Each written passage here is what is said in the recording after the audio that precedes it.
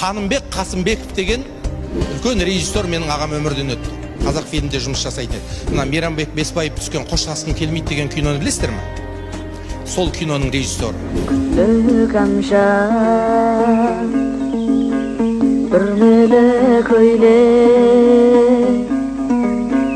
тұрғандай өзі.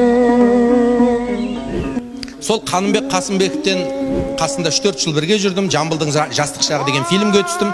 Сонда Қану ағамнан сұрадым: аға, сіз осы ГИК дейді ғой, Государственный институт кинематографии, Москвадағы. Сіз соған қалай түстіңіз? Ауылдың, анау Шамалғанның түбіндегі қазақи ауылдан Москвадағы бүкіл ең талантты адамдар оқып жатқан институтқа қалай түстіңіз аға деп сұрағанында қызық деталь айтып берді. Шынында ойланып қалдым. Бір ауыз орысша білмеймін, пойызға отырғызып жіберді. Әкем қолыма құртым мен ірімшігімді орап берді, котелокқа айранымды құйып берді, сонымен Москваға кеттім дейді. Москваға келдім, ешкімді танымаймын.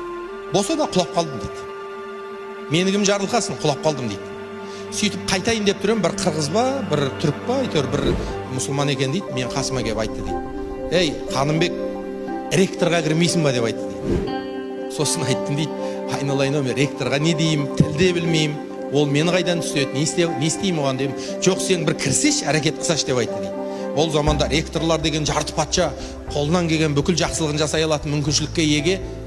Жарайды деп кірдім дейді. Кіргенде не айтарымды да білмеймін дейді. Приемныйда отырмын, мен ректор не қылсын, кешке дейін қабылдаған жоқ дейді. Кеш батты, енді орнымнан тұрайын деп жатыр ем, ректор кабинетінен шықты. Үлкен, жас, 60-қа кеп қалған кісі екен дейді. Профессор.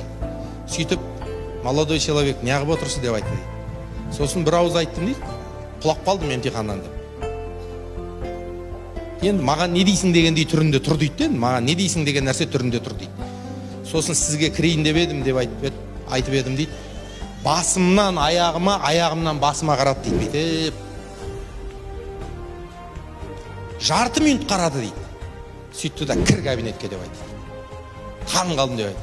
Сасқаннан өзім қараппын ғой дейді, басымнан аяғыма. Не бірдеңе көріп қойдым ма? Сөйтіп кабинетіне кірдім. Ештеңе сұраған жоқ дейді. Ештеңе, бір сұрақ қойған жоқ дейді. Телефонды алды да көмекшілерін шақырып, мына Қазақстаннан келген Қанымбекті университетке қабылдаңдар деп. Таң қалды. Университетке түсіп кеттім. 5 жыл университетті бітірдім. Мықты бітірдім. Орысшаны 6 айдан кейін үйреніп алдым. Бәрі жақсы, дос таптым, аға таптым. Кетерде бір сұрақ тұрды дейді, осы кісі мені неғып қабылдады екен. Сөйтіп кірдім дейді. Кіріп жаңағы орыс кісіден сұрадым дейді: осы есіңізде ма, мені ешбір сұрақ қоймай емтиханға қабылдадыңыз ғой, соған не себеп болды деп сұраған кезімде ол кісі айтты дейді: бәтіңкең деп айтты дейді. Бәтіңкесі не істеп? Таң қалдым дейді. Сонда айтыпты: анау соғыс жылдарынан бері келе жатқан көнетөз бәтіңкең бар екен аяғыңда депті. Бірақ бәтіңкеңнің тазалығы сондай, айнадай болып жалтырап тұр екен депті. Содан ойладым дейді: өзінің аяғын сыйлаған адам біреудің басын сыйламауы мүмкін емес.